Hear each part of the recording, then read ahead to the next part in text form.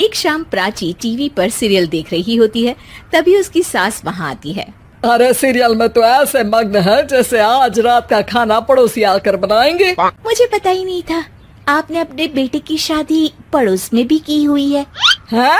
मतलब इस घर में सारा काम बहू ही करती है, आप तो सिर्फ खर्राटे मारती हैं। अच्छा जी, फिलहाल तो तुम आराम फरमा रही हो, चलो जाओ, ये मेरे टीवी देखने का समय है। आहा, इसीलिए मुझे भगाया जा रहा है। सॉरी, अब तो बिल्कुल नहीं जाऊंगी। प्राची की इस बात पर दोनों सास बहू के बीच टीवी रिमोट के पीछे बच्चों जैसे छीना झपटी शुरू हो जाती है, जिसके बीच श्लोक भी काम से घर वापस आ जाता है। आज मेरी चूहे बिल्ली की जोड़ी किस बात पर झगड़ रही है? अरे तेरे बीवी मुझे टीवी ही नहीं देखने दे रही। अरे तुम्हारी मम्मी मुझे खाना बनाने के लिए फोर्स कर रही है। अरे वाह, ऐसे बेतुके रीजन पर तो बच्चे भी झगड़ा नहीं करते। अरे मुझे कुछ मत बोल, सब इसने ही शुरू किया है। हाँ, जैसे आप तो बहुत दूध की धूली है ना। अरे बस दोनों चुप। प्राची जाओ, खाने की तैयारी करो। और माँ तुम छोड़ो, तुम्हें क्या बोलूं, शांति से अपना सीरियल देखो। मुझे दोबारा लड़ने की आवाज सुनाई नहीं देनी चाहिए। हाँ, सासू जी को तो कुछ बोलेंगे ही नहीं, बस मुझ पर ही हुक्म चलता है, खाना बनाओ, जैसे मैं इनके घर में खाना बनाने के लिए आई हूँ। लेकिन प्राची गुस्से में कुछ खाए बिना काम में ही लगी रहती है। इस घर में किसी को घंटा फिक्र नहीं पड़ता, मैं खाऊं या भूखी रहूं। प्राची कुछ देर के लिए रसोई से बाहर जाती है और जैसे ही वापस आती है तो वहाँ दूध का भरा ग्लास देखकर हैरान रह जाती है।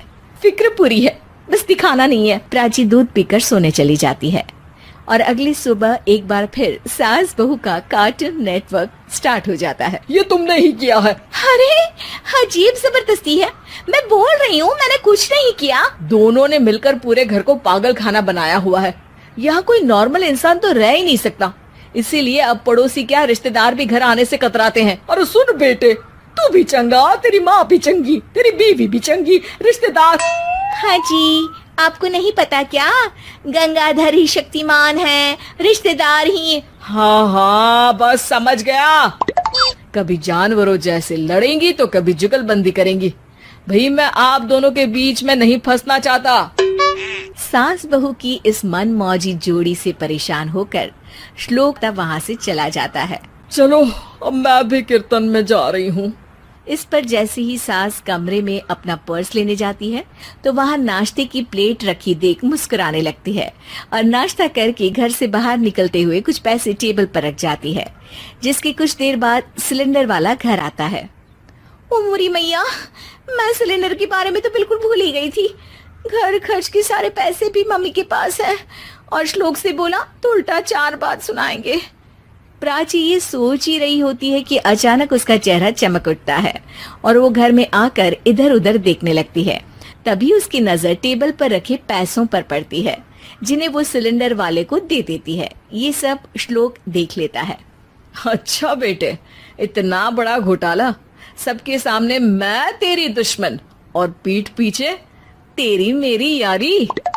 इस पर श्लोक एक प्लान बनाता है और शाम को सब एक साथ बैठे होने पर बोलने लगता है।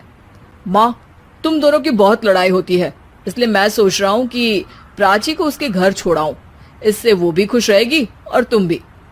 अचानक श्लोक की ये बात सुनकर सास बहू शौक से उसकी तरफ देखती हैं। अरे ऐसे कैसे घर छोड़ाओगे, मुझे कहीं नहीं जाना। अरे तुमने बोला नहीं पर मैंने सुन लिया, तुम्हें मम्मी के साथ रहना अच्छा नहीं लगता, मुझे पता है। अरे वो अरे, जब बहू खुद कुछ काम बोले तो वो तुझे सुनता नहीं, और अब जो इसने बोला ही नहीं वो तू समझ गया। जब उसे नहीं जाना तो फिर जबरदस्ती क्यों कर रहा है? अच्छा, फिर आपको मौसी के घर छोड़ाता हूँ। बस अब आप दोनों एक घर में एक छत के नीचे नहीं रह सकती।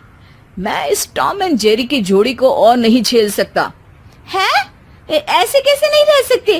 तुम्हें इतनी दिक्कत है तो तुम्हारा बोरिया बिस्तर पैक कर देती हूँ, लेकिन मम्मी जी कहीं नहीं जाएंगी। बिल्कुल यही सुनना था मुझे। अगर दोनों में इतना ही प्यार है फिर हर वक्त ये लड़ाई का नाटक क्यों करती हो? देखा मैंने कैसे माँ किचन में दूध रखती है और तुम उनके लिए कमरे में नाश्ता रखती हो, और कैसे वो पहले ही तुम्हारी दिक्कत समझकर घर में पैसे रखकर बाहर जाती है। अरे भाई, इतना ड्रामा तो डेली सोप में भी नहीं होता। जितना तुम दोनों ने इस घर में फैलाया हुआ है। तू हमें टॉम एंड जेरी बोलता है ना, तो याद कर वो दोनों भी एक दूसरे को बाहर वालों की बुरी नजर से बचाने के लिए हमेशा सबके सामने लड़ते थे, लेकिन अकेले में दिक्कत के समय मदद भी तो करते थे। बस हमारा रिश्ता भी कुछ ऐसा ही है। और वैसे भी अगर सास बहू में तू मैं नहीं होती तो दुनिया वालों को कहानियां कैसे मिलेंगी?